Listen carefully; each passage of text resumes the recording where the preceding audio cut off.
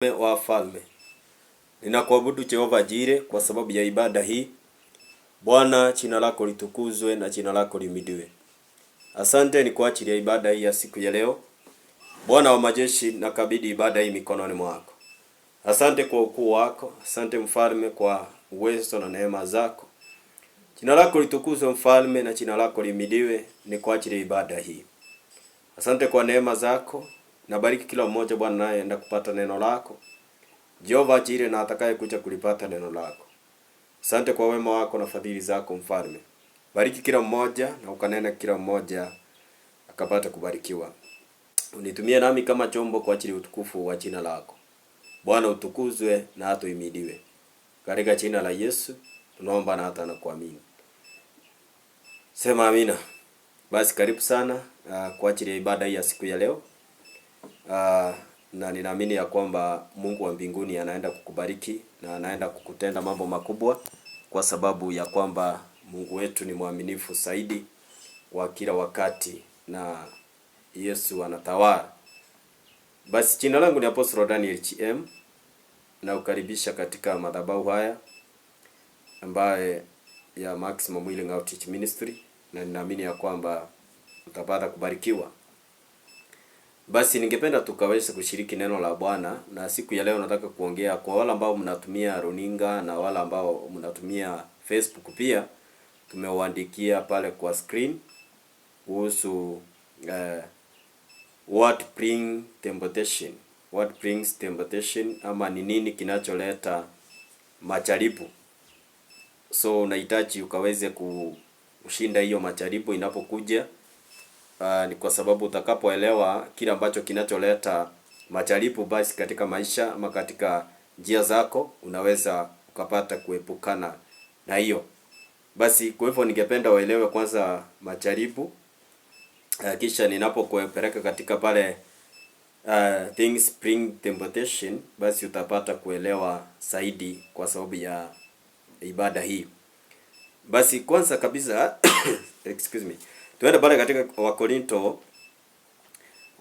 ule ni wa kwanza 10:12 na 13. First Corinthians chapter number 10 verse number 12 and number 13. Biblia inasema, anayedhani amesimama imara akihadhari asianguke. Majaribu mliyokwisha pata ni ya kawaida kwa binadamu. Mungu ni mwaminifu, naye hataruhusu mjaribiwe kupita nguvu zenu, ila pamoja na majaribu yeye atawapeni pia nguvu ya kustahimili na njia ya kutoka umo salama. Bwana asifiwe. So maandiko yanasema ya kwamba katika kujaribiwa ya kwamba mtu ambaye amesimama angalie sana ama akihadhari asije akapata kuanguka. So katika kusimama kwa mtu, unaweza simama katika kiroho, unaweza ukasimama katika kindoa, unaweza ukasimama katika kimasomo, unaweza ukasimama katika kibiashara, in any way ambao unakuta kwamba umesimama. Basi maandiko inasema kwamba anayesimama akihadhari. Kwa hivyo ni kusema ya kwamba wakati ambapo umesimama, or when you are firm, you have to be very very careful, because if you will not be very careful, it is very easy to fall down. Bwana asifiwe sana. Hata ukiwa katika huduma, usipopata kusimama na uwe mwangalifu katika hiyo kusimama, basi ni rahisi sana ukapate kuanguka. So that's why Biblia inasema ya kwamba na anayesimama ajihadhari asije akaanguka. Bwana asifiwe sana. Mimi sijui siku ya leo umejaribiwa kwa njia gani, lakini Biblia inasema ya kwamba verse number 13 ya kwamba na yule ambaye anayejaribiwa basi afahamu ya kwamba majaribu anayoyapata ni kawaida kwa mwanadamu. Na Biblia inasema kwamba naye Mungu ni mwaminifu, hataruhusu ujaribiwe zaidi ya uwezo wako. Kwa hivyo ndio temptation iweze kuja, Lazima kwanza Mungu apime imani yako, si kupima urefu wako, unono wako, usilimu wako, si physical appearance, bali anapima imani yako, kiwango ya imani yako imefika wapi. Unajua kuna mtu leo hii akijaribiwa katika kuachwa na ndoa atajiua siku hiyo, maana nguvu yake haiwezi stahimili. Na kuna mwenye anaachwa leo na anasema hata wacha aenda apotelee mbali, hata asiwahi rudi hapa. Na kuna mwenye akiweza kukufiwa hawezi akastahimili, hata yeye atakufa.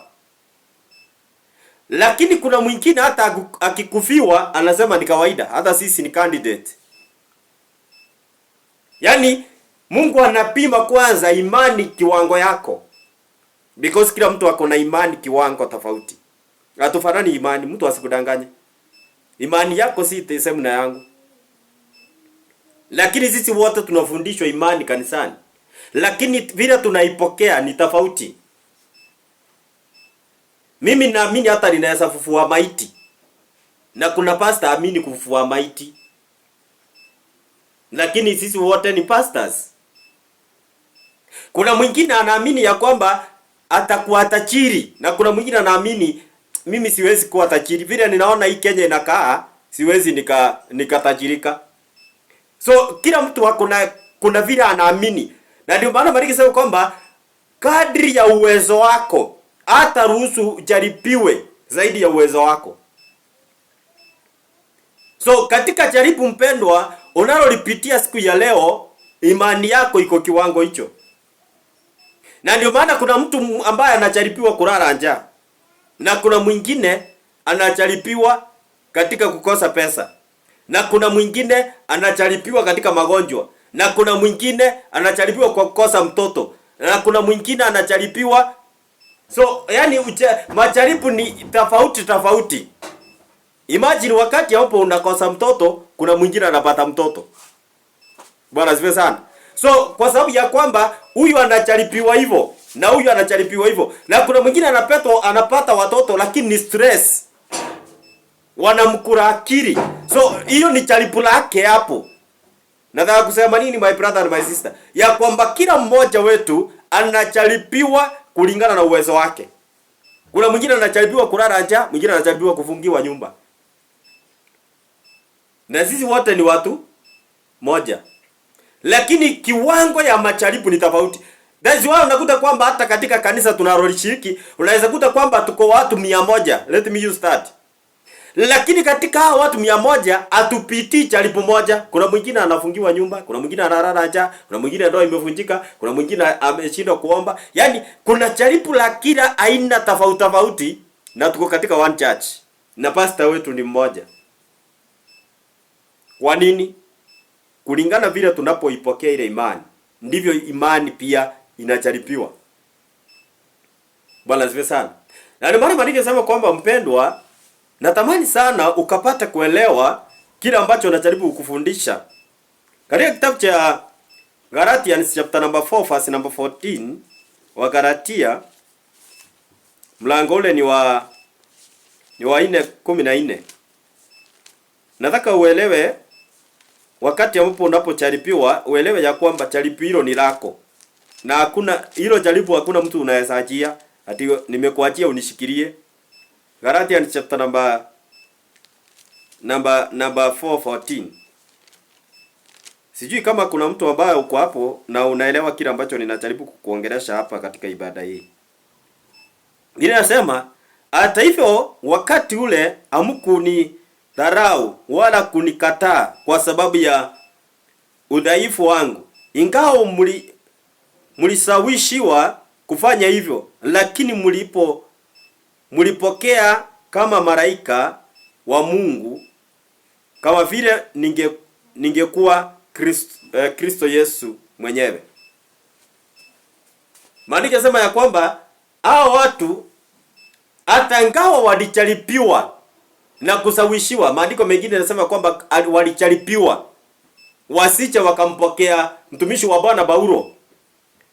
Lakini maandiko yanasema kwamba ijapokuwa mlijaribiwa, mlizawishiwa kunikataa, lakini hamkunikataa. Mlinipokea kama mchumbe wa Yesu Kristo. Mlinipokea kama malaika. Mlinipokea kama Yesu mwenyewe. Sasa kuna watu hata wanajaribiwa katika kukataa pasta. Hilo ni jaribu. Unajaribiwa uchukie pasta tu. Sasa hao watu walijaribiwa hivyo. Lakini licha kwamba walijaribiwa na kuzawishiwa kiasi ya kwamba wakatae Paulo, bado walikaa na yeye. Bado walimwamini kama malaika. Walimchukua kama Yesu Kristo. Sasa kuna watu ambao wanajaribiwa kuchukia mtu for nothing. Unakuta tu unajaribiwa kuchukia jirani yako. Unakuta tu unajaribiwa hata kuchukia wazazi wako. Unakuta tu unajaribiwa hata kuchukia watoto wako uliyowazaa mwenyewe. Lakini kujaribiwa. Sasa Maria anasema kwamba ingawa mlijaribiwa katika mnikatae, lakini bado hamkukubali kunikataa. Mlipata kukaa na mimi, mkanipokea kama malaika, mkanipokea kama Yesu Kristo. Siku ya leo unajaribiwa kiwango gani? Na ni nini ambacho unachojaribiwa kuhusu? Bwana asifiwe sana. Kuna mwingine unajaribiwa kukosa kazi. Kuna mwingine unajaribiwa kukosa mavazi. Hilo ni jaribu lako. Kila mtu anajaribiwa kulingana na uwezo wake, nimesema hapo awali. Wakati mwingine ukipewa jaribu lile ambao mwingine anapitia na kuambia utaweza toroka. Bwana asifiwe sana. Wakati mwingine unakuta kwamba unajaribiwa ujalipa nyumba, lakini kuna mwingine anadaiwa shilingi 100,000 na mwingine anadaiwa millions. Hilo ni kujaribiwa kwake hiyo kiwango. Yeye amelipa nyumba lakini anajaribiwa kudaiwa deni ya millions. So, inategemea kiwango ya jaribu lako. Na ndio maana Paulo anasema ya kwamba ingawa mlijaribiwa mkapata kunikataa, lakini hamkunikataa. Sasa kuna watu ambao wanajaribiwa kuacha waume zao. Kuna watu wanajaribiwa kukataa wake zao. Kuna watu wanajaribiwa kukataa hata majirani zao. Yaani unakuta kwamba kuna kiwango ya kujaribiwa.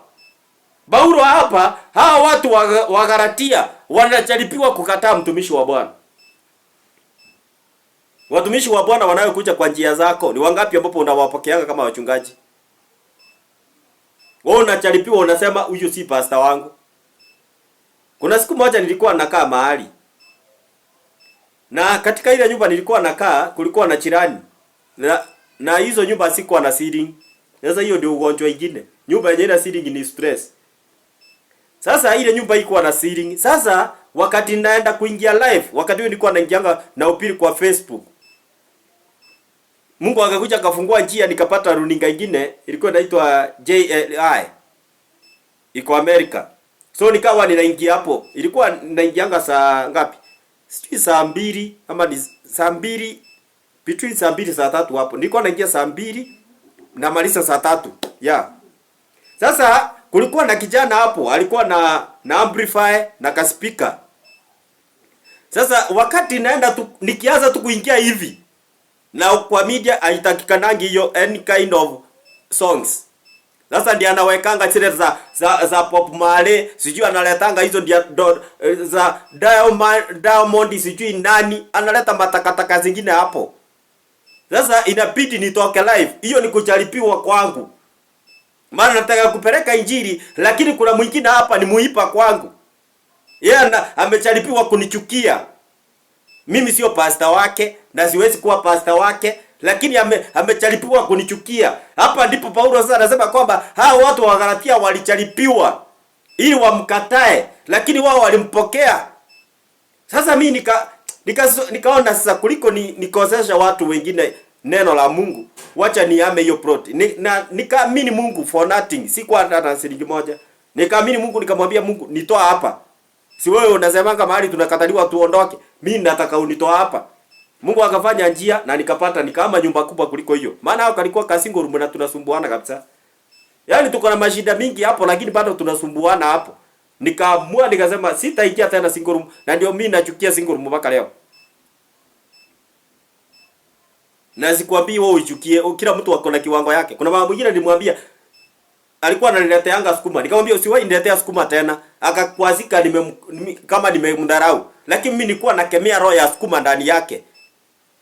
Nikamwambia usiwahi niletea sukuma tena. Hiyo ni kazi ya kupewa masungura huko shule, sio watu. Kwa hivyo mimi nikikula sukuma ni siku ninataka. Si eti ndio mandate ya kila siku zilakini kama diet usiniletea tena sukuma. Akakasirika akaenda. Hakuniletea hiyo the following day. Wakati huo sikuwa nimeoa, so alikuwa anapikanga ananiletea. Alikuwa anafanya kazi mzuri, lakini kuna roho zingine lazima tusikemee. So the following day akachalipu akaniletea ile Kisumu Boys. Kama hujui Kisumu Boys utajichasia mwenyewe. Sasa akaniletea the following day Kisumu Boys. Lakini amekuasika na uzuri wangu Mungu ananiongeleshanga. Sasa nikajua amekasirika. Nikamwambia nataka ukasirike kabisa. Lakini sasa hiyo sukuma usiwahi leta na ukasirike kabisa.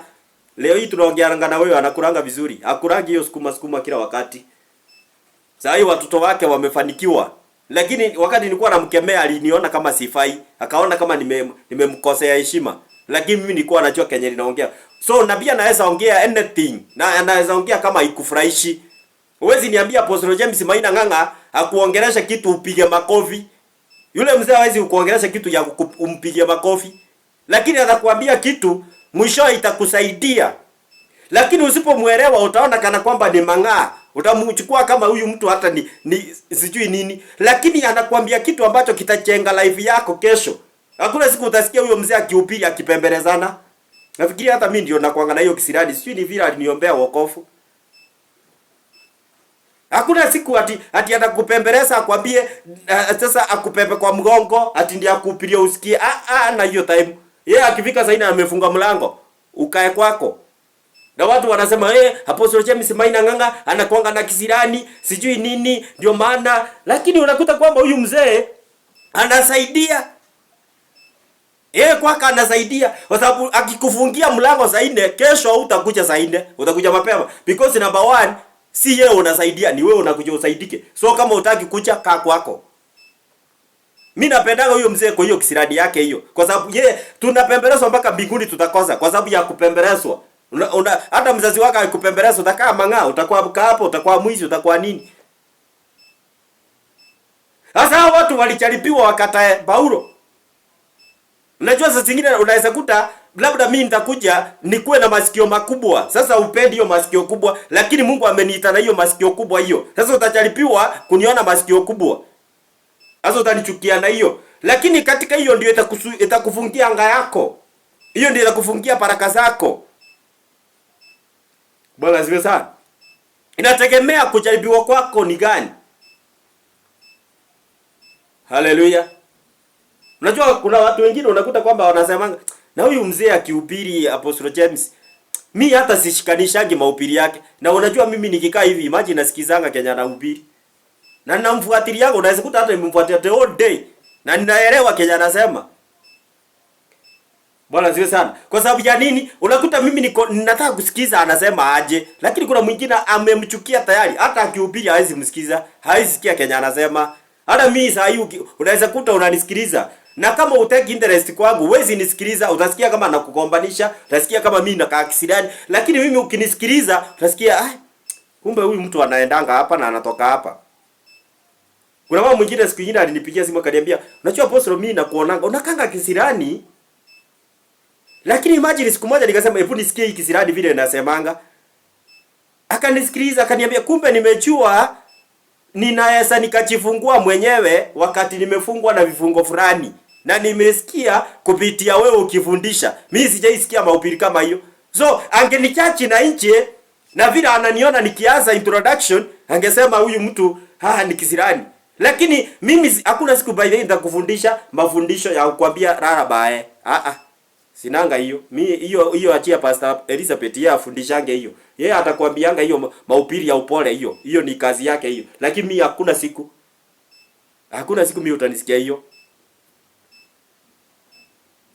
Paulo anasema ya kwamba ingawa mlijaribiwa katika kunikataa, lakini bado mlipata kusimama na mimi. Mlinipokea kama malaika. Kuna mama mmoja alikuwa ananiongelesha kutoka Saudi Arabia leo. Kaniambia mimi pesa nikipata, mimi sinaishianga hospitali. Na nimekusikiliza mahubiri yako, nimejua shida yangu iko wapi. So inategemea vile utanisikiliza. Ukichukua nafasi yako ukae chini unisikilize kutoka mwanzo mpaka nimalize, utasikia mahali na kupeleka. Na utakuta kwamba utaelewa shida yako iko wapi na umesaidika. Lakini ukikuwa hapo utaki kunisikiliza, it is upon you. Me, I have done my work. Bwana zio sana. Kulingana na kile ambacho unachojaribiwa. Bwana zio sana. Siku nyingine nikawa sasa nimefungiwa kanisa, ninahubiria nje. Kulikuwa na uwanja nilikuwa nimepewa na one of my church member. Ananiambia, mchungaji, hiyo kiwanja wewe uhubiria hapo. Sasa nikawa ninaenda hapo na uhubiri. Sasa kulikuwa na wazimu mwingine hapo na yeye. Zikifika tu zile saa tunataka kwenda live. Maana tulikuwa sasa hiyo tumeachwa na washirika, nimebaki mimi na familia yangu. Sasa mama ananihubiria asubuhi na mimi namhubiria jioni. Tulikuwa tunaenda hivyo. Kila mtu anahubiri sehemu yake. Tunahubiri na tunahubiria watu wengine wale wako mbali pia wanasikia hiyo injili kupitia online. Sasa huyu akawa ni kama anatumika na shetani. Ile saa tunaenda live ndio anawekanga nyimbo zake hapo. Siku moja nikamwambia Mungu siwezi kubali nihubirie nje ninanyeshewa hapa na bado kuna jirani hapa ananipigia kelele. Nachoma hiyo radio. Na hiyo ufa nachoma, na hiyo TV nachoma. Maana kama umeniita hizo vitu nachoma zote. Sasa mimi nikamaliza, nikahubiri nikamaliza. Hiyo wiki nao kuja hazikuwa na zikapeleka kwa fundi zikakataa kukua. Kutoka siku hiyo hakurudi kuniwekea tena kelele wakati naingia live. Hakurudi tena. Maana alikuwa kuji kanisani lakini kazi yake ni kulipigia kelele. Wakati nataka kuhubiria wengine wale wanasikia hilo neno, yeye ndiye anaingianga anajifanya hapa anaelewa. Nikasema hata kama akona TV inatoshananga mtu, basi naichoma hiyo TV. Na atengeneze na pesa zote ziishe na isiwahi kuwa. Na ilifanyika hivyo because we have power to control every kind of spirit. Mtu wa roho anaweza control kila kitu. Mimi naweza control hata gari, niambie gari usiende na usimama hapo. Because I know the power I have. Nimekwambia kila mtu akona imani yake. Mimi naamini naweza simamisha hata gari. Hakuna kitu yenye siwezi simamisha nikiamini. Na mimi sipatishi. Alimama kuna siku niliambia Mungu, hii mvua inataka kunyesha hapa na mimi nataka kuhubiri saa hii. Sasa hii mvua isinyeshe mpaka nimalize. Na nikahubiri. Waza washirika nakumbuka walitoroka wakaingia kwa nyumba ilikuwa ya ofisi. Maana tulikuwa tunahubiria nje na kitu kuna ofisi. Hatukuwa na kanisa, tulikuwa na ofisi na uwanja. Walienda wote ndani kwa sababu kuna jeshi. Nikamwambia Mungu sitoki hapa, mvua hii isimame. Na hiyo mvua ikasimama. Mpaka wakashindwa, kwani huyu pasta anakuanga na nguvu gani? Mvua inaweza tii aje? Hiyo ilifanya mpaka Waislamu wakafika, wakiona tu mimi nikiingia kuhubiri, wanaletanga sadaka. Na ukumbuke Waislamu hawakuja kanisani. Wanaleta wanaweka sadaka kwa pulpit wanaenda because tulikuwa na pulpit tunaweka hapo nje. Wanakuja wanaekelea hapo juu. Na waongei, wanaleta sadaka zao, wanaweka hapo na wanaenda. Na wanaenda. Hata kuna clips zingine unakuta ziko online. Unakuta walikuwa unaona tu wanakuja na hawa sio washirika, ni Waislamu tu. Lakini sadaka zao kwanza nakumbuka kuna mzee alikuwa hapo anakuchanga na mtoto wake, anampea sadaka mtoto na yeye yake.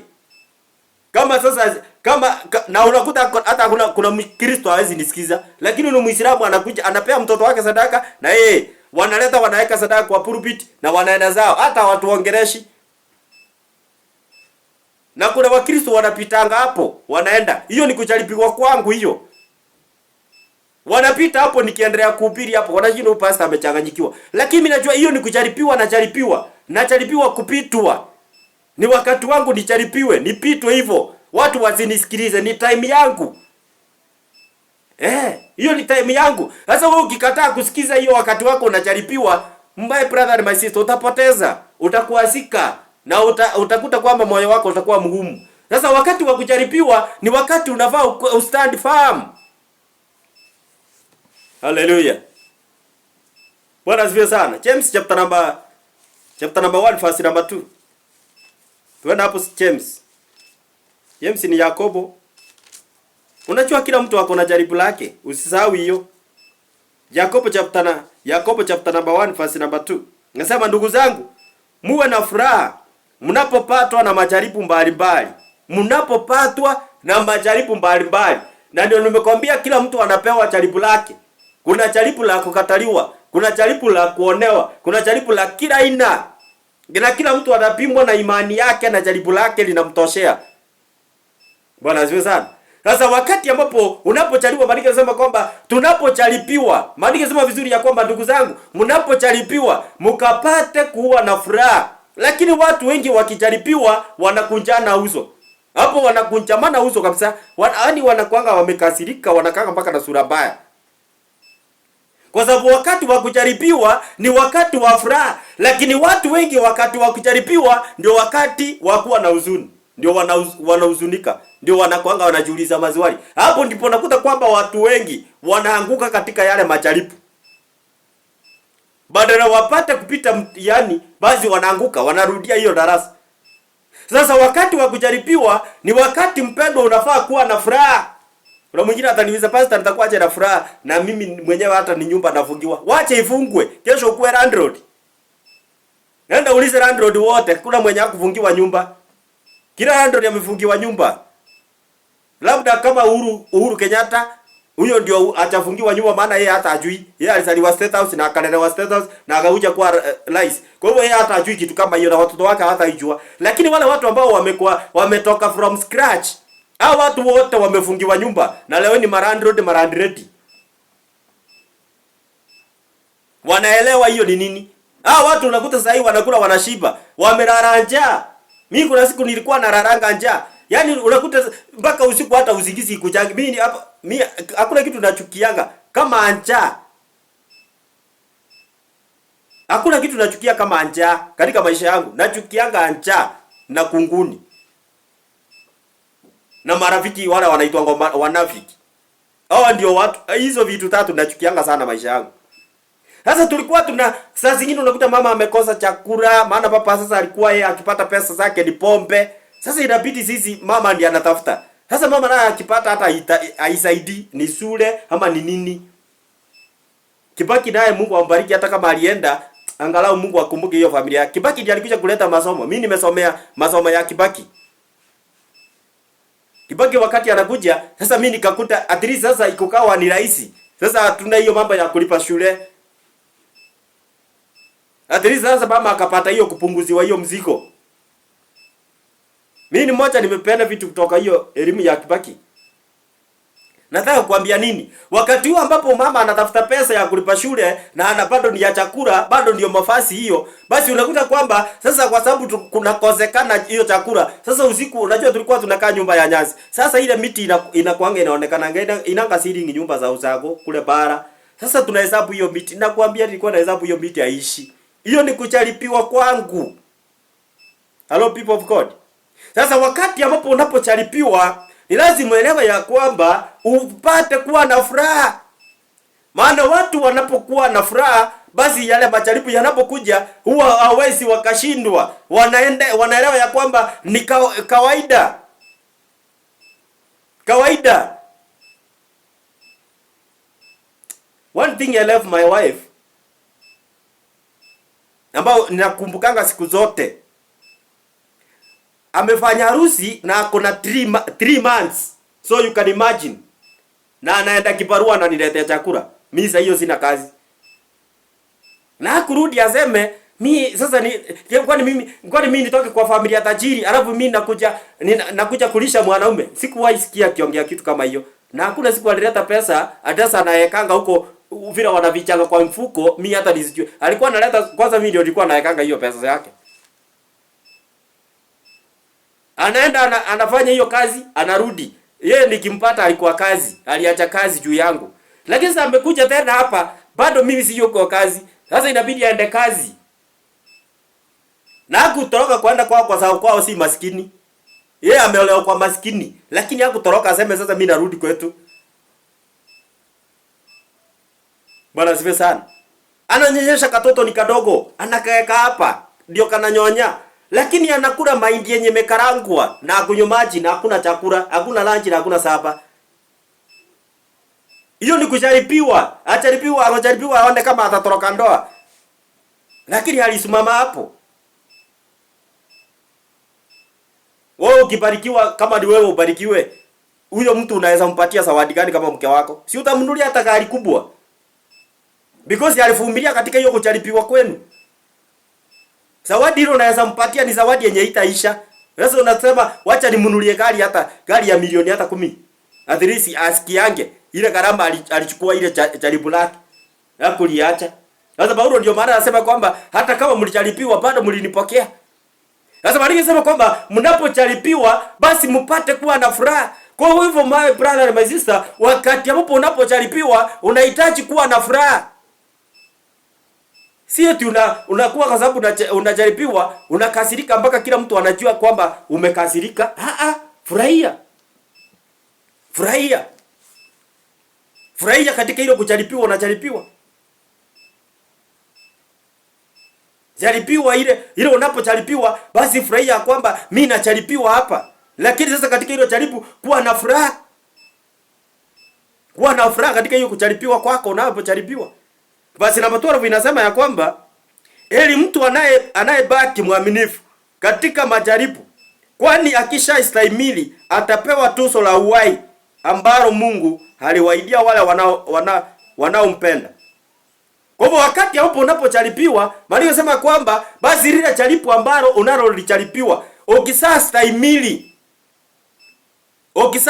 eli mtu yule anayebaki mwaminifu na kustahimili.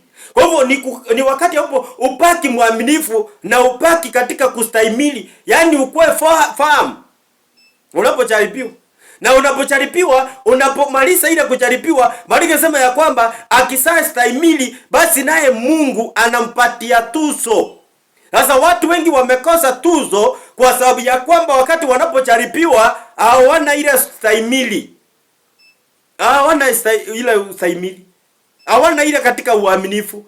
Wengi wanakosanga uaminifu katika kujaribiwa. Mungu labda anataka uaminika hapo. Usianguke kwa dhambi.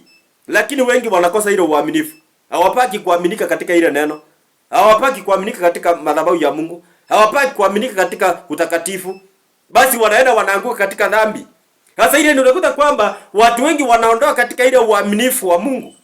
Na Maria anasema kwamba sasa wakisastahimili watapewa tuzo. Sasa watu wanakosa kupewa ile zawadi kwa sababu ya kukosa ile kustahimili. Kukosa kustahimili.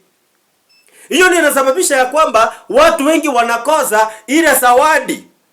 Wanakosa ile baraka ambao wangepewa kwa sababu ya kwamba wanakosa ile kustahimili na wanakosa ile uaminifu.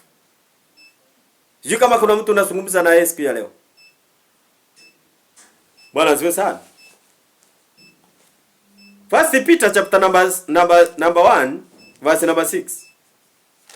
First Peter chapter number 1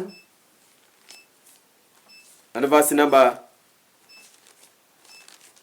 6. Verse Peter chapter number 1 verse number 6 inasema,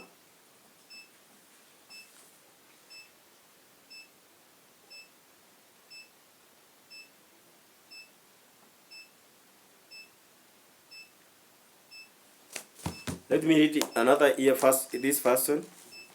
Ndio inaweka vizuri hiyo neno nataka kukuambia hapo. Verse Peter chapter number 1 verse number 6.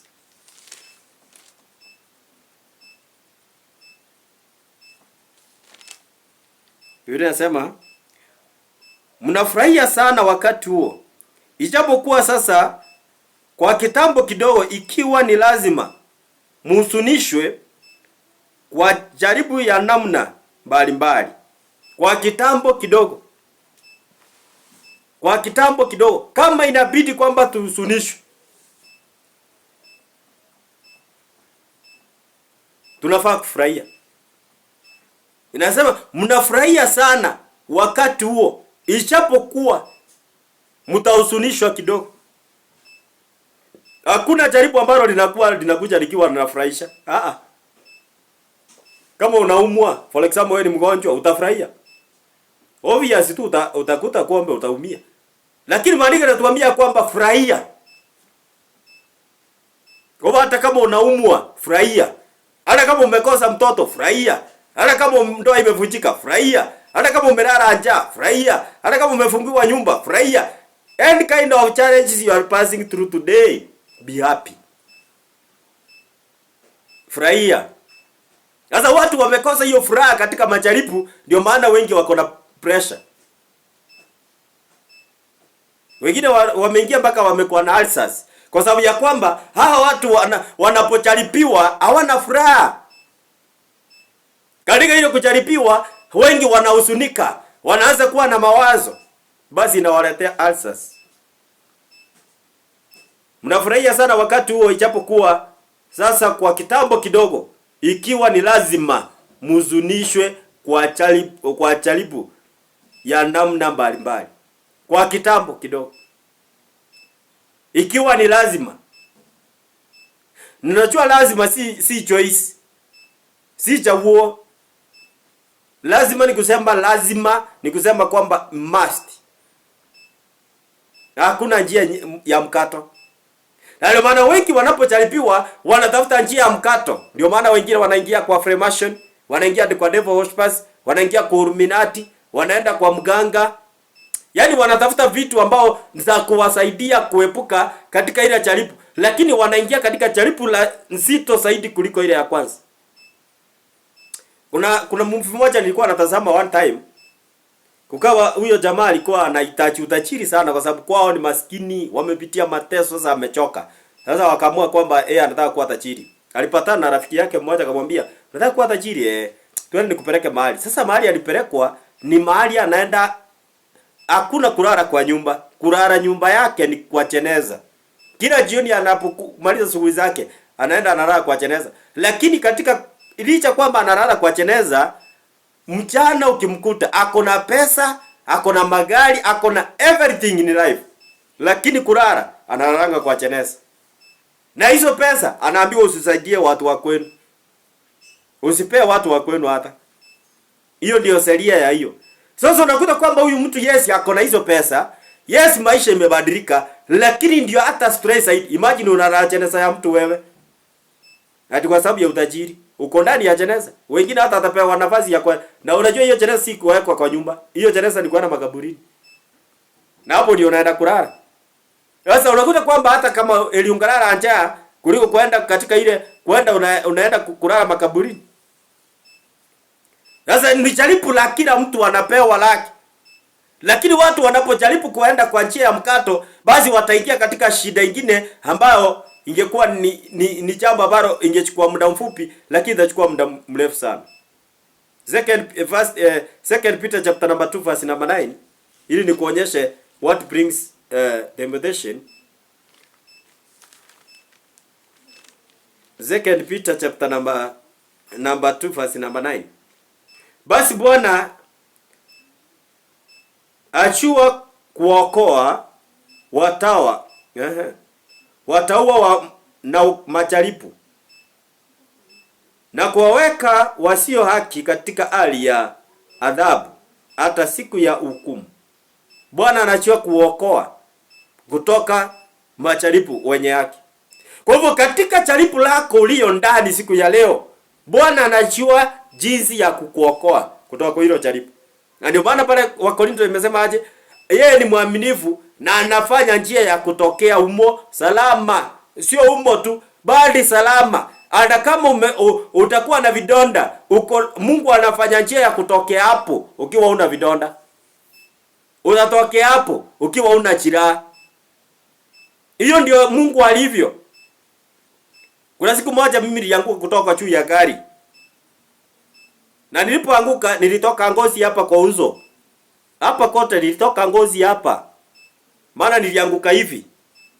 Na ujue ninatoka kule kwa kelia huko juu. Ndio nilianguka. Na uzuri gari haiku nikanyanga. Sasa katika ile wakati nilipoamka hapo, nilikuwa nimetoka ngozi kwa magoti, hapa kwa mikono hapa. Hapa bado kwa uso nilikuwa nimetoka ngozi. Lakini leo hii ukiniangalia, sina hiyo alama hata. Zilisha zote, hakuna hata moja yenye ilibaki. Hakuna hata moja ilibaki. Kwa sababu Bwana ataondoa. Bwana ako na uwezo wa kuondoa kila alama Hapo umepewa na adui. Ako na uwezo wa kutoa hizo alama zote. Aliona huyu msichana mwenye alikuwa amechora tattoo akachomwa na watu. Sasa imechukua wanasiasa, kila mwanasiasa saa hii. Sasa hiyo ndio kimbelembele tu wako naye hapo. Sasa imekuwa kama ni siasa. Mtu amekufa hata wairudi tena. Sasa wamechukua kama siasa. Baada DCI kazi yake ni gani? Kazi ya DCI ni gani? Si kuchunguza wapate haki. Lakini sasa hii imechukua kama ni mkondo wa siasa. Sasa kwa sababu picha ilikuwa ni ya Ruto. Sasa kila mtu saa hii ni kwa sababu yeye amechagua Ruto. Kuchora picha ya mtu si kusema ati ndampigia kura. Hiyo ijalishi ati hiyo ndio nampenda. Naweza chora tu kukua fame. Naweza chora kukua fame. Si lazima nichora ati ndio nipigie kura. Na si kusema kwa sababu sijachora sitampigia kura. Mimi ndio najua napiga wapi. Na usiniulize kama niko kadi.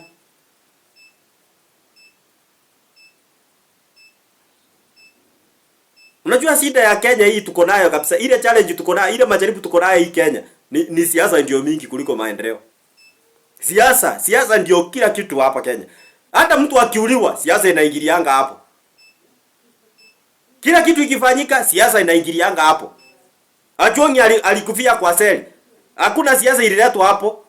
Ati kwa sababu yeye ni opposition, hiyo haikusemekana. Lakini kama ingekuwa ni wa serikali, basi serikali ingechukua hiyo. Sasa ingekuwa ni kwa machukua kila siku kwa magari. Hata tumechoka na hizo magari zenu. Maana hata hizo gari mnashindanga hapo juu haitusaidiangi sisi. Haisaidii. Kwa machukua zenu hakuna kitu inasaidia sisi kama Wakenya. Hata ukisinda hapo na magari 100 barabarani, hakuna mahali sisi zinatusaidia. Mwisho wa siku hatukuji kukula hizo magari. Na haichatuletea chakula. Maandiko yanasema nini hapo? Bwana anajua jinsi ya kutuokoa kutoka kwa kila jaribu.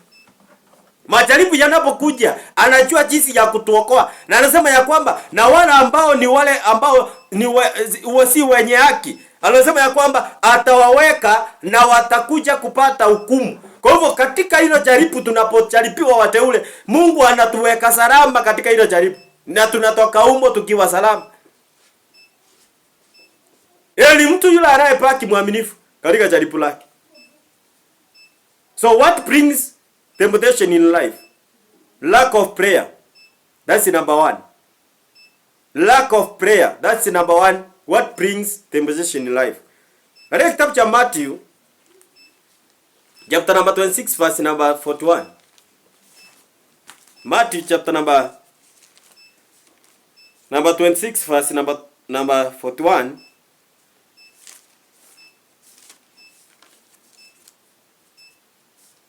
Uko na Biblia hapo ama uko na simu kubwa tu hauna Biblia? Inasema hii 41. Kesheni muombe msiche mkaingia majaribuni. Roho i radhi, lakini mwili ni dhaifu. Kwa hivyo when people lack prayer, hiyo ndio inafanyanga waingie kwa majaribu. Unapohisi kwamba umekosa maombi ama maombi yako yamepungua, basi utaingia kwa majaribu. Wale watu ambao ni waombezi hawaingiangi kwa majaribu ya kufanya sex. Hawaingiangi kwa hiyo majaribu. Because mtu ambaye anakuwa katika maombi anajua majaribu yakija. Ndio maana Maandiko yanasema kwamba Yesu akawaambia wanafunzi ya kwamba ombeni msiche mkaingia majaribuni. Kwa hivyo when you lack prayer, that's what make you to be tempted. So number 1 is lack of prayer. Kwa hivyo mpendwa, ni vizuri kwamba uchunge na uwe mwangalifu zaidi ya kwamba usikose maombi katika maisha yako. Hata kama hujui kuomba Kiswahili ama Kizungu, omba lugha ya mama yako. Ataelewa. Ambia Mungu akupatie roho, uongee na ndimi. Ili uombe usichoke. Unajua wale watu ambao wanaongeanga na ndimi, hawachokangi kuomba. Wanasamanga hata wajuangi wakisema. Wanaendanga kabisa. Hawakuangi hapo. Hata unaweza wachuna hivi na hawasikii. Those people who pray in the spirit. Lakini sasa kuna watu ambao hawana ile maombi. Sasa hao ndio wanaingia katika majaribu. So when you lack prayer, my brother and my sister, you will enter into temptation. Luke chapter number 22, verse number 46. Luke 22, verse number 46. Biblia inasema hivi, akawaambia, mbona mumelala usingizi? Ondokeni mkaombe, msiche mkaingia majaribuni. Mbona mumelala usingizi? Hapo Yesu amekuja amepata wazee wamelala, wamengorota. Kauliza kwani ni nini nyinyi? Sisi tumekuja maombi, lakini wao wameenda maombi na wameenda kulala. Nafikiria walikuwa wanasema si pastor atatuombea. Unajua Wakristo wengi wako hivyo. Anaenda hata kukula ombi. Anakulanga bila maombi. Haya. Unakuta anaenda kulala bila maombi. Akienda kazini bila maombi. Akisema pastor ataniombea. Sasa Yesu alikuwa hapo anaangalia wanasema wazee tumekuja nao maombi. Wao wameingia tu kwa usingizi hapo. Akawaambia bado mumelala. Akawaambia mbona mumelala usingizi? Ombeni msiche mkaingia majaribuni. Kwa hiyo mpendwa, wakati ambapo watu wanapokosa maombi, wanaingia kwenye majaribu. Wanaingia kwenye majaribu. Kenya yetu hii iko na hii shida yote hivi kwa sababu ya kwamba people they are not prayers. They are not prayer warrior. They are not prayer warrior. Mimi hata nasikianga viongozi wengine ati ni waombezi. Na shinanga ni waombezi wa wapi? Ama ni waombezi kwa dini zao. Unajua kwa dini zao inategemeanga dini yenu mnaombanga aje. Lakini if you are a prayer warrior, hakuna vile unaweza kuwa ati wewe unaongoza alafu unaongozanga vituko. Mungu atakwambia hapa, mwanangu unafanya vibaya. Usiende hii njia, nenda na hii njia. Sasa kama saa hii serikali tuko nayo inashinda tu kulalamika. Uhuru alifanya. Sawa, Uhuru alifanya. Nyinyi mmefanya nini for 4 years? Sawa, Uhuru aliharibu. Nyinyi mmetengeneza nini for 4 years? Kutujengea nyumba, kwani nyumba tunakula? Mmejenga nyumba sawa, hatukatai. Nyumba hizo tunaishi hapo. Tunaishi mahali tunalipa nyumba. Hatuishi hizo nyumba mnatuambia hapa. Uhuru alifanya. Uhuru nini alifanya? Sawa, alifanya hiyo mabaya alifanya. Wewe umefanya nini mzuri? Tukupigie makofi. Sasa umefanya mzuri wewe, ulipata shida, sasa umeleta solution. Sasa tutaimba hapo Uhuru mpaka tumalize miaka 5 tukiimba Uhuru. Kwani Uhuru si anakaa kwake? Uhuru anakaa huko kwake. Wewe fanya kazi, tukuchague kama tunakuchagua. Kama hatutaki tunakwambia home ni wapi? Nyumbani. Yesu akawaambia ombeni. Ni nini mnalala hapa? Toka kwa usingizi. Walikuwa na shida wakisema anatuombea. Yesu ako huko ako mlimani anaendelea kuomba. Sasa kama vile sisi Kenya tunaipanga Uhuru ndiye aliharibu. Sasa basi tutengeneza sisi. Wenye tuko na akili sisi. Sisi tuko na akili na tuko na sera. Tutengeneze sasa Kenya. Ama tupeleke mafuta mpaka 700 mpaka 2000 ndio tuseme sasa sisi tuko na akili. Lack of prayer. That's bring temptation in life. Unajua hiyo hamtakangi tuongee. Tukiongea hapo mtatuinukia hapo. Niinukie. Kwani mimi nasimama 27 sisimami. Na silali kwako.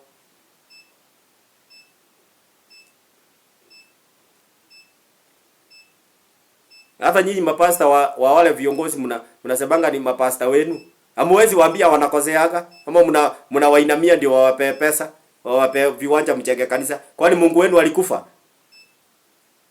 Mungu aliwaita amekosa viwanja mpaka mwanasiasa muinamie ndio akupatie kiwanja kujenga kanisa. Tanyi mnaangushanga Mungu sana. Sasa zingine nasikianga mnanikazirisha. Tuinamie wa viongozi wa kisiasa, tuiname, tupige makofi na tupige magoti. Sasa ndio wakuja watupe viwanja. Muzinipatie viwanja zenu. Kaa nazo. Kama Mungu hata nipatia sawa, nitahubiri barabarani. Hata Yesu hakuwa na kanisa. Hata mimi nitahubiri au barabarani. Bora injili iendelee. Si lazima nijenge kanisa kubwa ati ndio watu wajue nilikuwa pastor. Sio lazima. Muzinipatie hiyo waja yenu. tuwainamie ndio mtupatie uwanja. Kwani hizo uwanja ni zenu? Zini za kwa Kenya wote. Msinipatie. Nimetoka hapo. Najua zingine nakasirikanga na vile mnatuchezeanga akili hapa. Ati ndio tuwainamie, sasa tuwapigie makofi, tuseme tuwasifu. Tuwasifu mkikosea. Mimi hata uwezi nikuta nikikusifu. Hata siku moja. Hata kama ni milioni 100 ukae nazo. Mungu wangu kama hata nipatia nika hivyo. Danieli akasema kama Mungu hata tuokoa hapa, basi tukufia hapo. Kina kukiharibika kuharibike.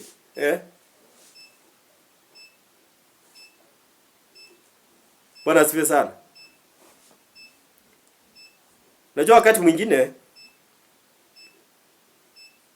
hakuna kitu kibaya kama kuabudu watu sababu ya pesa zao.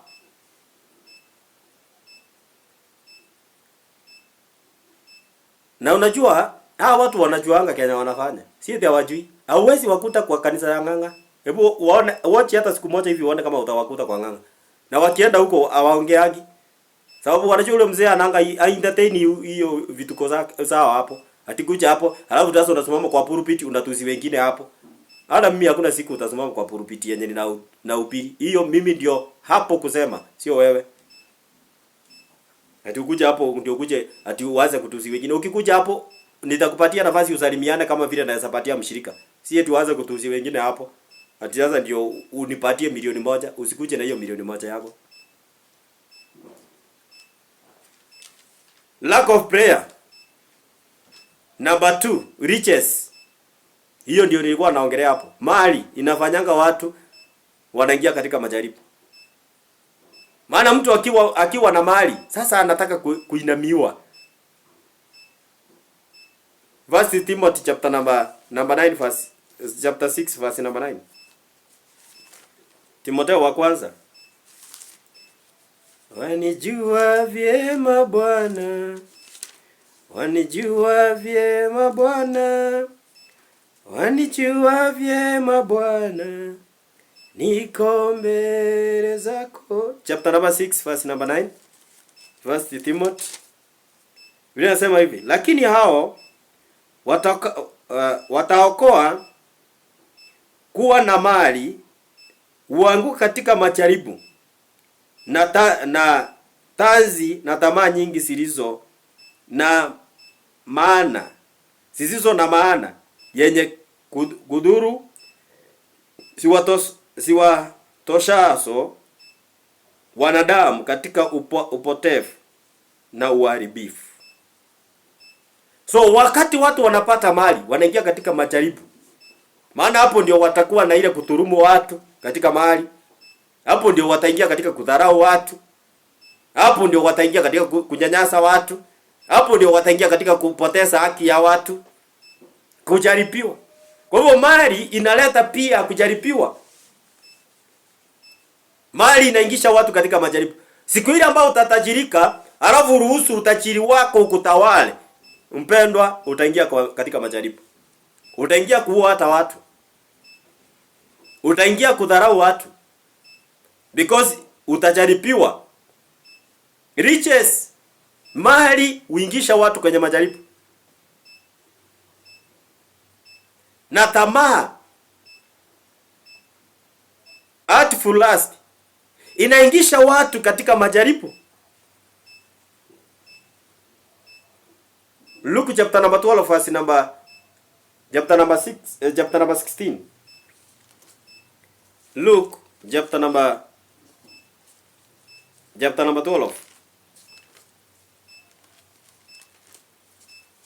As from verse number 16. Maandiko yanasema hivi. Akamwambia Metali akisema, shamba la mtu mmoja tajiri ilikuwa limezaa sana. Akaanza kuwaza moyoni mwake akisema, nifanyeje? Maana sina bakuweka akiba mafuno yangu. Akasema, nitafanya hivi. Nitazifunja ghala langu nichenge nyingine kubwa zaidi, na umo nitaweka nafaka yangu yote na vitu vyangu. Kisha nitajiambia nafsi yangu, una vitu vyema vingi ulivyojiwekea akiba. Kwa miaka mingi pumzika basi, ule, unywe, ufurahi. Lakini Mungu akamwambia, mpumbavu wewe, usiku huu wa leo wanataka roho yako, na vitu ulivyoweka tayari vitakuwa vya nani? Huyu kulikuwa na tajiri. Nimepewa hiyo mfano, naongea kuhusu mali inafanyanga mtu aingie katika majaribu. Akasema sasa moyoni mwake, hii mali yote nimepata, nitaweka wapi sasa? Store yangu ni kidogo. Akasema sasa kile nitafanya, nitafunja hii store na nichenge store kubwa. Na baadaye akasema kwamba ya kwamba sasa nitachenga store kubwa, na ninapoichenga basi niambie moyo wangu ya kwamba sasa furahia, tulia hapa sasa, ukule ile miaka mingi ambayo umetengeneza hii mali. Na hivyo ndivyo watu wengi wanafanyanga. Wakati anapata anasema miaka mingi sana nimeishi nikitafuta. Sasa tulia moyo wangu, kula vizuri, lala vizuri, enjoy sasa maisha. Ponda raha. Mombasa tunasema raha zako mwenyewe. Basi unakula raha zako mwenyewe. Lakini mwisho wake basi hizo raha nazo za kuponda zenyewe. Bali akasema kwamba huyu mtu akasema ya kwamba sasa moyo wangu furahia, tulia na ukunywe. Na usiku huo Bwana akamtokea akamwambia, wewe mpumbavu, basi roho yako inahitajika leo usiku wa leo. Na basi kwa sababu ya hiyo mali yako sasa itakuwa ya nani? Na obvious mali yake inakuwa ya mtu mwingine. Kwa nini nataka kuniambia Moi alizikwa na magari? Kibaki yako ana na magari? Kina Kenyatta waliopigania inchi hawakuwa na hiyo magari, hawakuwa na mashamba zao zote, walizikwa inakuanga 3/6. Na hiyo story kaishi hapo. So ni kusema ya kwamba ni mpumbavu wakati mtu anapokuwa tajiri alafu anaacha utajiri wake mtawale. Hii inakuingisha kwenye majaribu. Maana huyu mtu aliingia kwa majaribu kusema ya kwamba roho yangu sasa tulia, ukule miaka ile ambayo umechenga mali hii. Sasa tulia. Na hakujua kwamba sasa hapa ndiye analeta kiburi. Na Mungu naye akamtokea akamwambia, wewe mchinga wewe, basi uelewe ya kwamba hii mali yako unaiacha na utajia nani?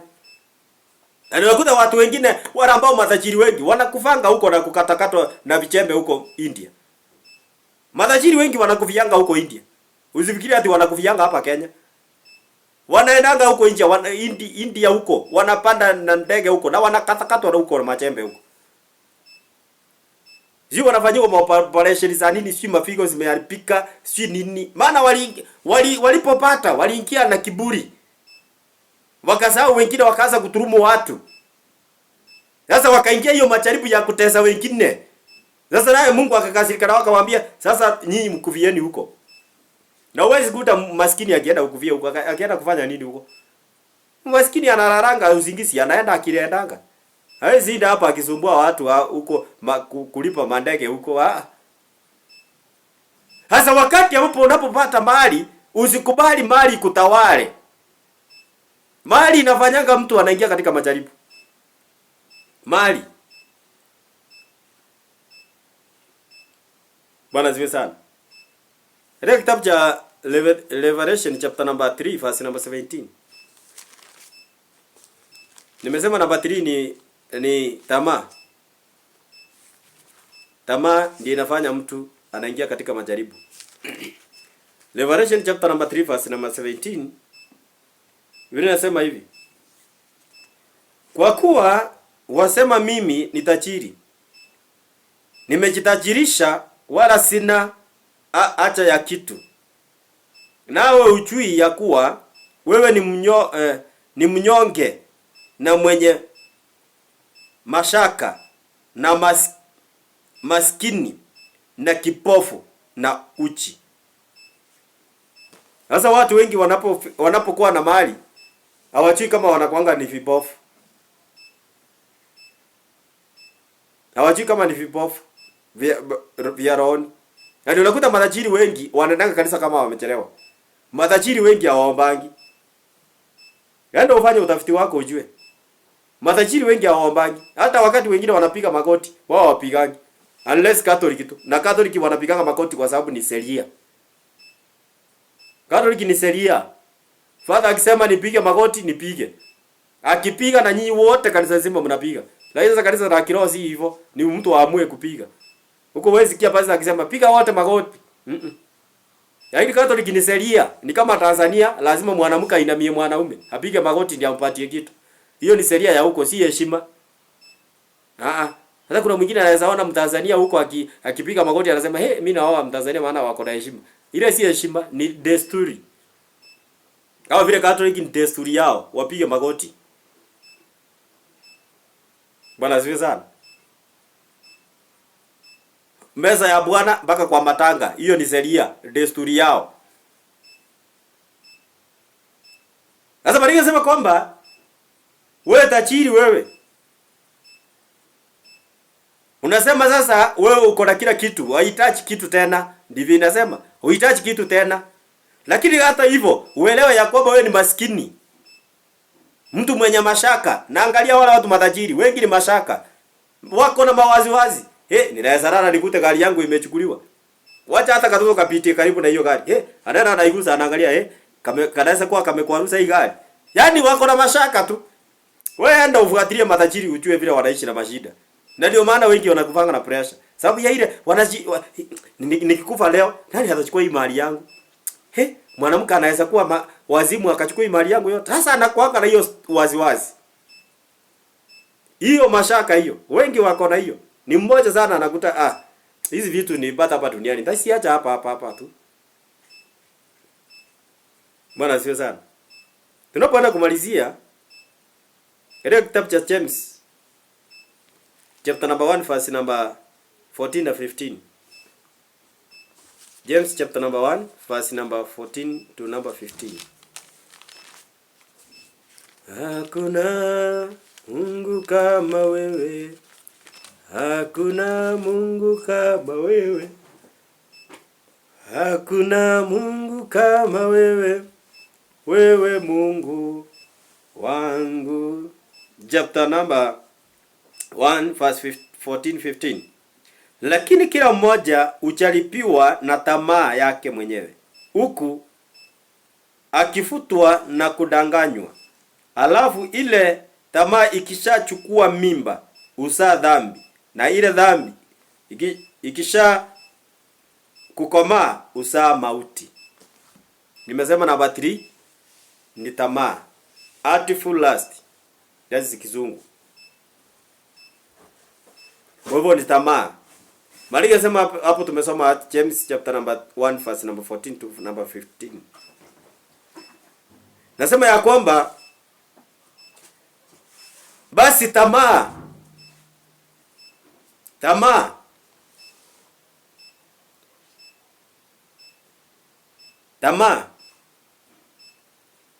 lakini kila mmoja ujaribiwa na tamaa zake mwenyewe, huko akifutwa na kudanganywa. Kwa hivyo tamaa inadanganya mtu na ndiye anaingia kwa majaribu. Unakuta mtu anatamani mwanamke, basi hiyo tamaa inamuingisha kwa hiyo jaribu. Mwingine anatamani gari ya mtu, mwingine anatamani nyumba ya mtu, mwingine anatamani TV ya mtu, mwingine anatamani maisha ya mtu, mwingine yani ile tamaa inaingisha mtu kwa jaribu. Hata kuna mapasta unakuta anatamani kanisa ya pasta mwingine na yeye ikuwe kama yake. Hakuwe na washirika wengi, hakuwe na kanisa kubwa. Sasa anajaribiwa na hiyo. Anaenda anauliza yule pasta, na nikuulize na yeye ulifanya aje? Na kumbe naye si Mungu wa kweli yako naye, anamwambia kuja nikuonyeshe mahali mzee yako. Anaenda anaingisha kwa utawala wa giza. Anatajirika na yeye. Sasa ni tamaa imemuingisha hapo. Lakini angeongojea Mungu wake angekuja, ampatie mali yasiyo na machuto. Mimi hakuna siku ati unaweza kuta ati natamani, na naweza kataka kuwa na kanisa kama ya fulani. Mimi ni mimi. Apostle Daniel. Ndaongoja huyu Mungu wangu hivyo mpaka anakuja, mpaka siku ile anakuja. I normally learn from our prophet TB Joshua. Bibi Joshua kuna wakati kulikuwa kunanyesha, kanisa inanyesha maji inaingia ndani. Lakini huyo mzee alivumilia. Mpaka unaona saa zingine kuna video tulikuwa tunaonyeshwa anachota maji kutoka kwa kanisa. Na sasa hiyo ni pastor. Alikuwa na mandevu wakati huo kama mimi. Najua amekufa kama hana ndevu. Lakini sasa yeye alikuwa na mandevu wakati huo. Kidogo kidogo zile za hapa. Sasa anachota hiyo maji. Na sasa hiyo ni maji imeingia kanisani. Lakini huyo mzee amekufa akiwa kanisa ile ameaja. Sio kanisa, ni kanisa. Ni kanisa. Hakuna mzee alisaidia watu kama Bibi Joshua. Nadhamani naomba Mungu anipe hiyo roho hiyo. Nisaidie watu all over the world. Bibi Joshua ungemkuta anakaa anapanga. Watu wamepanga hivi laini. Amepepa chakula, mchere, mahindi nini, amepepa chakula. Prophet Bibi Joshua. That was the man of God. It was the man of God. Roho ya upendo. Niambie ni nani anaweza fika ile kiwango Prophet Bibi Joshua alifika? Hiyo kiwango alifika. Alafu anashinda hapo aki-entertain maskini hapo, hati analeta chakula hapo anawasaidia. Hati anashinda hapo analipia watoto wa shule maskini shule. Haungeona Prophet Bibi Joshua ungemkuta hata 500 anera anapeana hizo pesa, na ni mtu mmoja hivi anapatiana. Ndio unaona yule mzee hakukufa akiwa maskini. Bibi Joshua amekufa akiwa tajiri.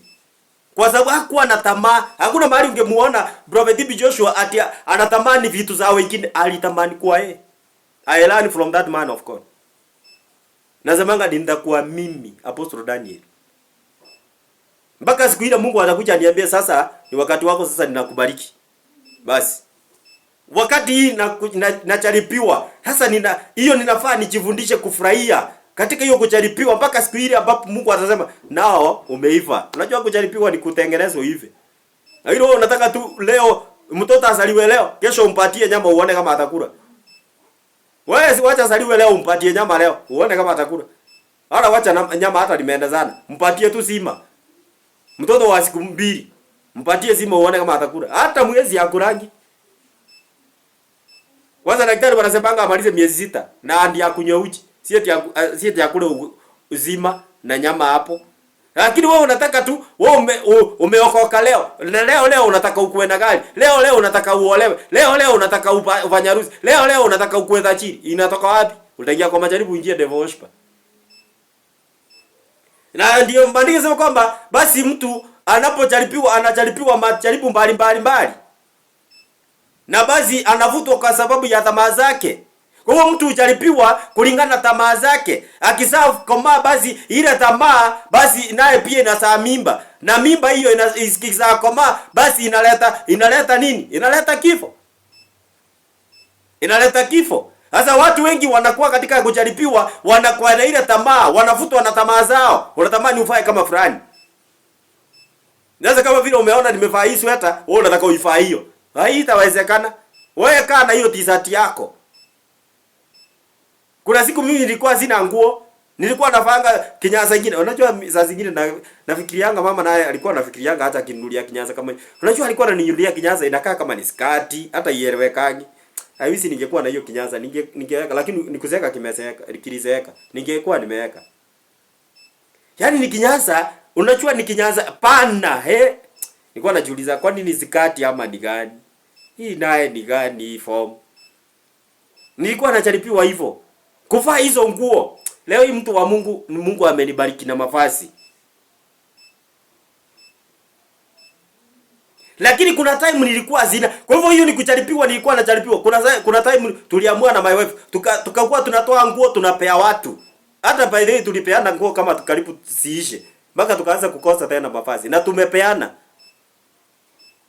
Sisi tulifundisha hivyo kupea watu vitu. Mpaka kuna siku nilimtuma nikamwambia nenda ulete kuna suti nilikuwa napenda, ilikuwa suti ya brown. Nikamwambia ndio uchukue hiyo suti tubariki mtu hapa. Akatoka ibada akaenda akachukua hiyo suti. Na si eti niko na suti 500. Lakini unataka kila unahubiri ufanye hicho. Mimi napenda kufanya Kenya na uhubiri nifanye hicho. Si eti nikuhubirie mimi sifanyi. Nikwambie the power of giving na mimi sitoi. Ndabarikiwa acha mimi. Niacha ubarikiwe mimi sibarikiwe. Sasa wakati ambapo ile tamaa isa kuvuta, basi unakuta kwamba itasaa mimba. Na hiyo mimba obvious siku zote mimba ikiua lazima itasaa mtoto. Sio kama ile ya kisiri saa inasaa ndama. Unajua kuna mama mwingine alipepa mimba miezi 9 kisiri na anaenda kujifungua anajifungua ndama. Na naye wa kisiri naye mnakwanga wachawi kweli. Yaani mtu anapewa miezi 9 na anazaa ndama. Wewe umeiona kitu kama hiyo? Unajua mimi nasikianga watu wanasema kuna uchawi. Nyinyi hamchui wachawi. Mnasikianga wachawi. Mnasikianga wachawi nyinyi? Hamjaona? Ng'ombe inapepa miezi 9 ndama. Inaongojea ndama itasaliwa. Inazaa mtu mzee. Kwanza nakumbuka alikuwa mzee. Uso kabisa unaona kabisa huyu ni mzee kabisa. Na ni ng'ombe imepepa hiyo. Wewe unasikianga mambo hii dunia. Ujaona kwa macho. Ukiona kwa macho utakaa kwa Mungu bila kutoka. Sasa kucharipiwa. Wakati huo wa kucharipiwa, obviously katika ile tamaa inapokuvuta, inakuvuta mwisho wake itasaa mimba. Na hiyo mimba wakati ambapo itakaa ikisasa, basi mwisho wake itasaa kile ambacho ilichopepa. Na maana ulikisema kwamba ikisaa pepa hiyo, basi itakuja kusaa nini? Mauti. Kwa hivyo ni nini kinachofanya mtu aingie katika majaribu? Ni tamaa. Naomba nimalizie hapo kwa sababu ya muda. Lakini mtu wa Mungu ningependa nikwambie hivi. Wacha tamaa. Unajua kuna wakati ambapo mimi nilikuwa ninakaa hivi na natamani nihubirie watu lakini sasa sina njia ya kuwafikia.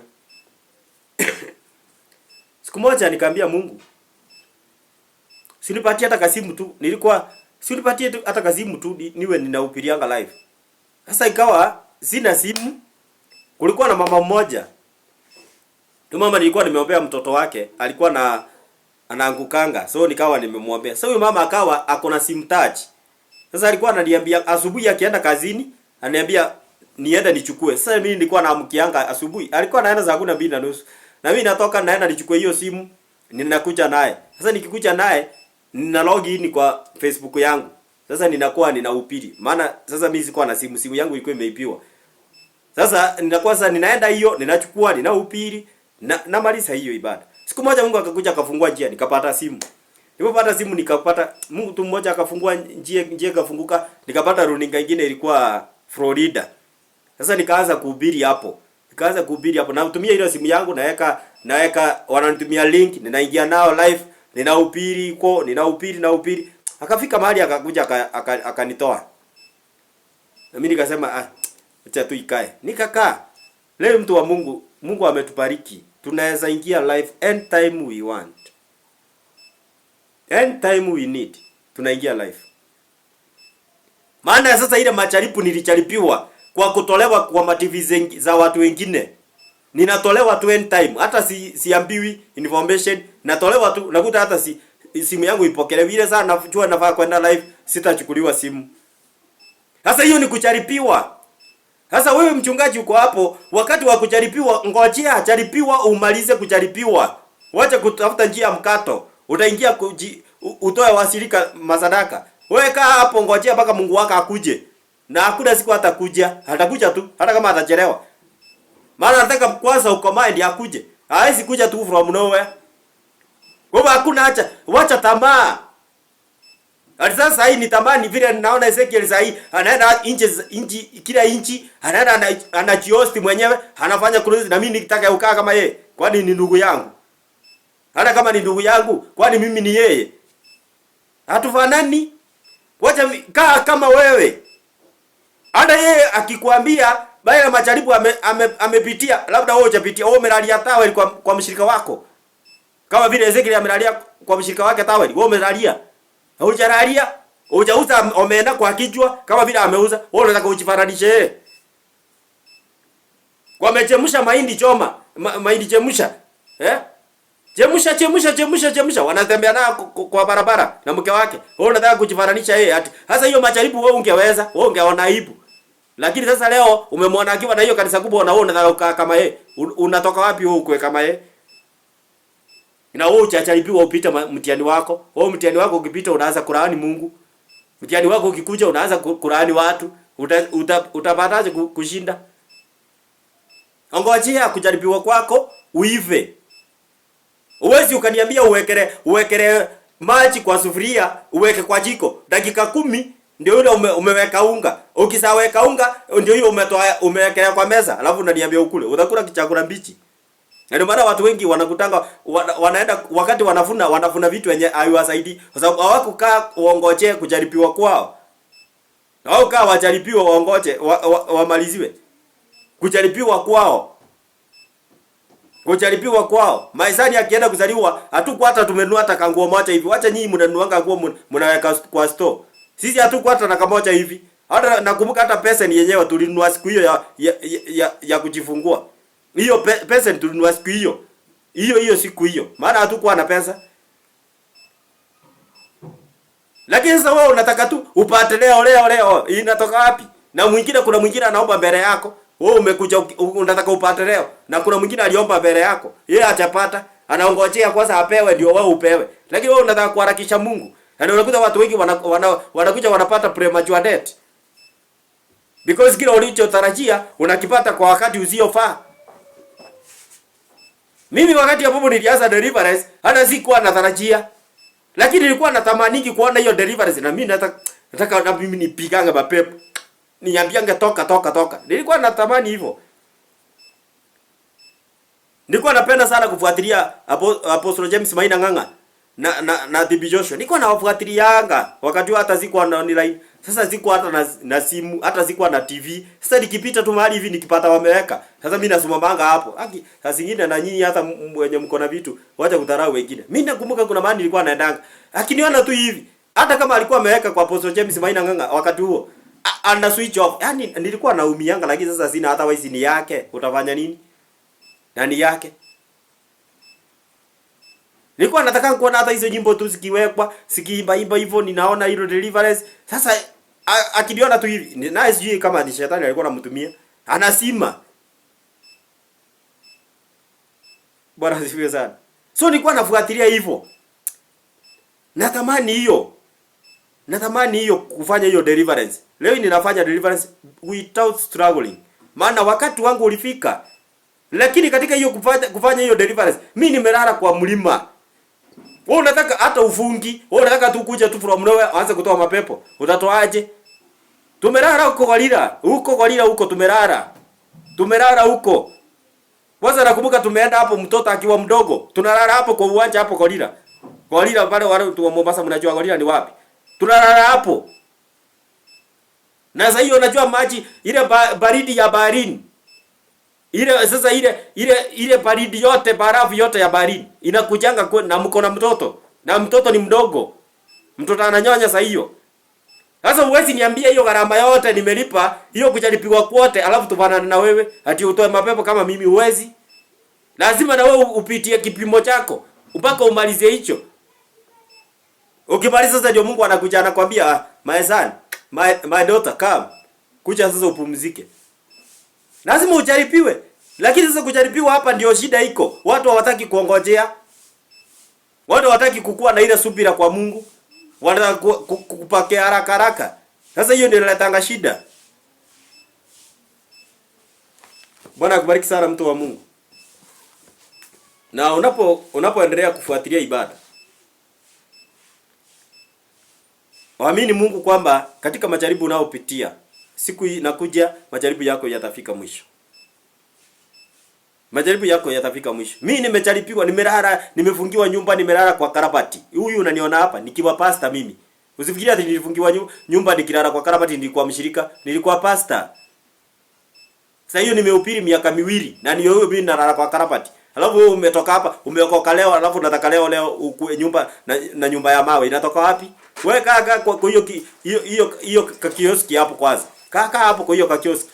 Ndio Mungu akuje sasa akwambie sasa nao, sasa nimeona uaminifu wako. Lakini huwezi kuja kwa Mungu tu unakuta tu vitu zimewekwa kwa meza unaokota. Hakuna kitu kama hiyo. Mungu lazima akupima ajue kama wewe ni wake ama ni mwizi. Huwezi niambia ati mtu amekuja kwako ati sasa juu amekwambia odi. Yes. Sasa unamwambia ingia paka bedroom. Uko free kuingia. Hakuna kitu kama hiyo. Paka umwangalie huyu mtu ni mwaminifu ama ni mwizi amekuja ama anajifanya hapa ameokoka kumbe hajaokoka. Lazima upime kwanza mtu. Hata kama ni house kali umeleta hapo huwezi mwambia ati ingia kila room. Lazima kwanza umwangalie kama ni mwaminifu. Unampima hapo, unamwekea kama 200 hapo. Unaona kama atachukua. Unamwekea kama 100 hapo. Unachukua 1000 unaweka hapo. Uone kama ni uaminifu. Sasa hiyo unampima hapo mpaka unamwaminia vitu zako. Sasa Mungu naye lazima akuaminie wakati amekupima. Anakupatia 1000 aone kama utatoa kamia umrudishie. Anakuta urudishi. Anakupatia 200. Anaona kama urudisha 20. Anaona bado urudishi. Anasema sasa wacha kae kwanza. Kwanza ni muangalie na umbali. 18. Hivyo ndivyo Mungu wako. Kwa hivyo mpendwa, jaribu kuongojea. Ongojea Mungu katika kujaribiwa kwako. Uive. God bless you so much. Naomba nimalizie hapo na ninaamini ya kwamba umebarikiwa. Nataka kuomba na wewe uko hapo. Kuna hali ambayo unapitia unatamani tuombe na wewe. Na unatamani Mungu akutendee. Basi nataka tuombe na wewe. Nyosha mikono yako kielekeza kwenye screen unapoenda kuomba na ninaamini ya kwamba utaenda kubarikiwa. Tuombe. Baba wetu ishie milele. Ninakutukuza na ninakuinua mfalme. Asante kwa ajili ya mpendo huyu aliyepata neno lako na atakaye kuja kulipata. Bwana, unajua jaribu analolipitia. Naomba umpatie nguvu ya kustahimili. Mpatie uwezo wa kusimama Bwana katika jaribu hili. Mpatie nguvu Bwana ya uvumilivu katika jina la Yesu. Bwana akatokea salama katika jaribu hili katika jina la Yesu. Asante Bwana kwa ajili ya mama huyu, asante kwa ajili ya mzee huyu. Asante kwa ajili ya huyu kijana na hata kwa huyu mtoto. Asante kwa huyu Bwana amefika mwisho. Maana Bwana ninajua utampatia njia. Asante kwa ajili ya huyu Bwana amekosa mtoto, maana najua utampatia mtoto. Asante kwa huyu Bwana amekosa school fees. Huyu amelala njaa amefungiwa nyumba. Bwana ninajua Bwana uko na njia ya kutokea salama. Bwana jina lako litukuzwe. Unajua Bwana kila mmoja ambaye amenyoosha mikono kielekeza Bwana kwenye screen hii. Bwana wa majeshi unajua hitaji la moyo wake. Unajua jaribu analopitia siku ya leo. Baba ninakuabudu na kutukuza milele. Maana ninaamini kwamba Bwana utamtendea vile Bwana nimekuona. Nilikuona Mombasa. Nilikuona mfalme hata Nairobi. Jehova Jire nimekuona Narok. Popote Bwana nimeenda nimekuona ukiwa mwaminifu, hujaniaibisha. Kwangu ninaona kama ni ngumu iwezekane lakini Bwana umenisaidia kunionyesha kwamba inawezekana. Hapa nimefika ninakiri ni wewe Ebeneza. Ndiposa Bwana nakuaminia kwa kila mmoja Bwana katika imani hii. Ya kwamba Bwana utaenda kumtendea katika jina la Yesu. Asante kwa miujiza yote Bwana umetenda kupitia mikono hii. Tendea huyu mama, tendea huyu mzee, tendea huyu kijana. Tendea huyu mtoto Bwana katika jina la Yesu. Asante mfalme. Jehova Jire utukuzwe na hata uhimidiwe. Katika jina la Yesu Kristo tunaomba na hata na kuamini. Amen. Amen. Bwana wabariki na watende mambo makubwa na hudumu na kanisa la Maximum Healing Outreach Ministry kwa neema zake Bwana. Mungu awabariki na watende mema. Ungependa kunifikia kupitia namba ya simu, unitumie prayer request yako, unataka kutoa sadaka yako kwa hiari, basi unaweza kutumia namba hii ya 074610 6163. 074610 6163. Pia wale ambao mko nje ya Kenya, tumia WhatsApp number +254 0717 358579. Amen. God bless you so much. Tukutane wakati mwingine majaliwa yake Mwenyezi Mungu atakapo ridhia. Shalom, shalom, shalom.